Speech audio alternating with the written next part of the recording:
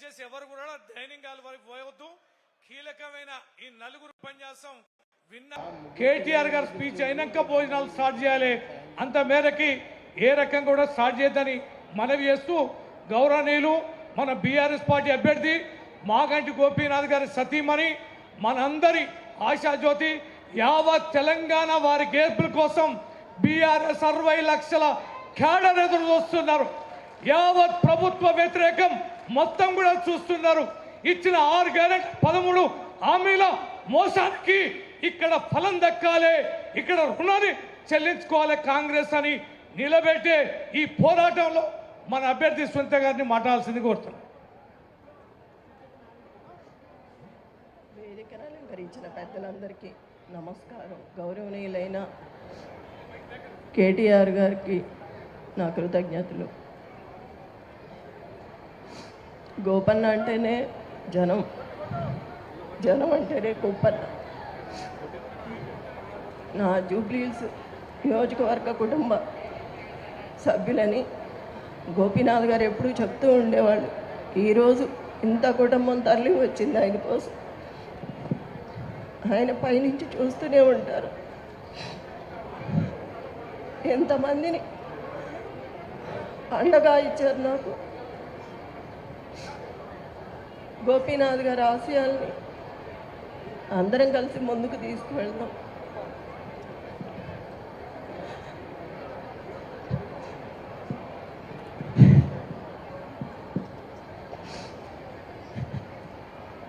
ఎంతమంది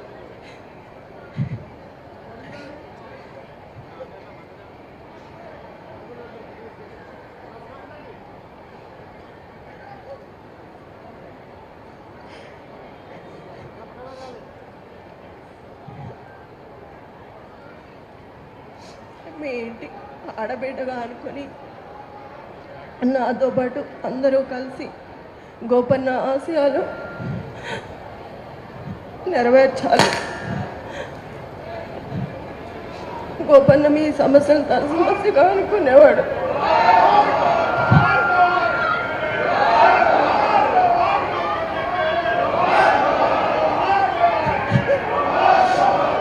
ఎంతమంది మా కుటుంబంలాగా చూసి మిమ్మల్ని చూసి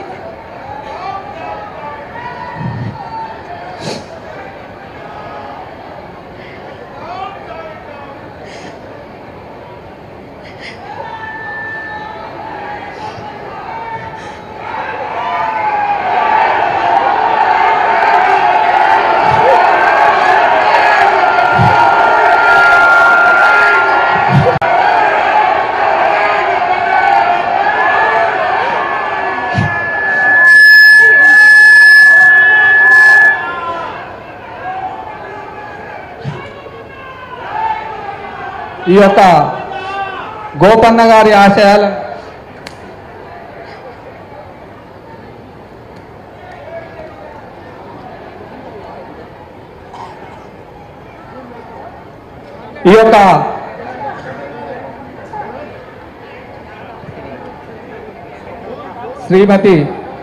శ్రీ దివంగత మాగంటి గోపీనాథ్ గారు కుమార్తె అయినటువంటి అక్షర గారు మన మధ్యలో ఉండి ఈ యొక్క గోపన్న గారి గురించి పార్టీ గురించి మాట్లాడాల్సిందా కోరుచున్నాము. దివంగత శ్రీ మాగంటి గోపీనాథ్ గారి కుమార్తె అయినటువంటి అక్షర గారు మాట్లాడతారు. దయచేసి అందరూ నిశ్శబ్దంగా ఉండి వినవలసిందా కోరుచున్నాం. నాన్న ఆశయాలు ముందుకు వెళ్ళాలంటే మీ అందరు అమ్మకి సపోర్ట్గా ఉండి గెలిపించాలి.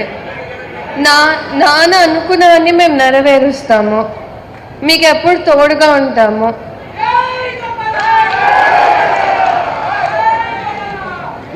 సభా సాక్షిగా దివంగత శ్రీ మాగంటి గోపీనాథ్ గారికి, వారి కుటుంబానికి, బీఆర్ఎస్ పార్టీ అభ్యర్థి అయినటువంటి సునీతమ్మ గారికి, ఇక్కడ విచ్చేసినటువంటి ప్రతి కార్యకర్త కూడా కుటుంబ సమేతంగా